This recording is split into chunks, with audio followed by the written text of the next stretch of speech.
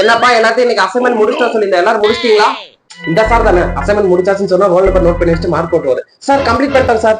அப்பனா வழக்கம் போல எல்லாரும் முடிச்சிட்டீங்க சார். ஆமா சார் முடிச்சாச்சு சார். ரோல் நம்பர் நோட் பண்ணிக்கோங்க சார். ரோல் நம்பர்ல அப்புறம் நோட் பண்ணிக்கலாம். எல்லாரும் அசைன்மெண்ட் எடுத்துட்டு வாங்க. என்ன அசைன்மெண்ட் எடுத்துட்டு வர சொல்றாரு? இவர் எப்பவுமே கேட்க மாட்டாரு, இன்னைக்கே கேட்கிறாரு.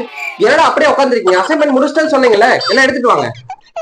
இருந்தா கொண்டு வர மாட்டோமாங்க சார், நான் தான் எழுதவே இல்லையே. அசைன்மெண்ட் இருக்கா இல்லையா? ஐடியா சார், வீட்டுல மறந்து வச்சுட்டு வந்துட்டாங்க சார், நாளைக்கு எடுத்துட்டு வந்துடுறேன் சார். நான் நாளைல இருந்து மெடிக்கல் லீவ் அப்ளை பண்ணிருக்கேன்டா. இன்னைக்கு அசைன்மெண்ட் சப்மிட் பண்ணீங்கன்னா தான் இன்டர்னல் மார்க் போட்டு நான் ஹெச்ஓடி ரிப்போர்ட் சப்மிட் பண்ணிட்டு போகணும். உங்க வீடு பக்கத்துல தான் இருக்குது, வீட்டுல போய் எடுத்துட்டு வா போ. சார் என்னோட சோகத்தை உங்ககிட்ட சொல்ல வேணும்னு நினைச்சா இப்படி சொல்ல வைக்கிறீங்க சார். நேற்று பேஞ்ச மழையில எங்க வீட்டுக்குள்ள எல்லாம் வெளில வந்து என்னோட அசைன்மெண்ட் எல்லாம் அடிச்சுட்டு போயிடுச்சுங்க சார். ஏதாச்சும் பொய் சொன்னாலும் நம்புற மாதிரி சொல்லணும்பா. நீங்க எல்லாம் பக்கத்து மாநிலத்துல மழை பெய்ந்தாவே 10 நாளைக்கு லீவ் எடுத்துருவேன். உங்க வீட்டுல நேற்று வெளில வந்து இன்னைக்கு நீ காலேஜ் வந்திருக்க, இதெல்லாம் நம்புற மாதிரியா இருக்கு?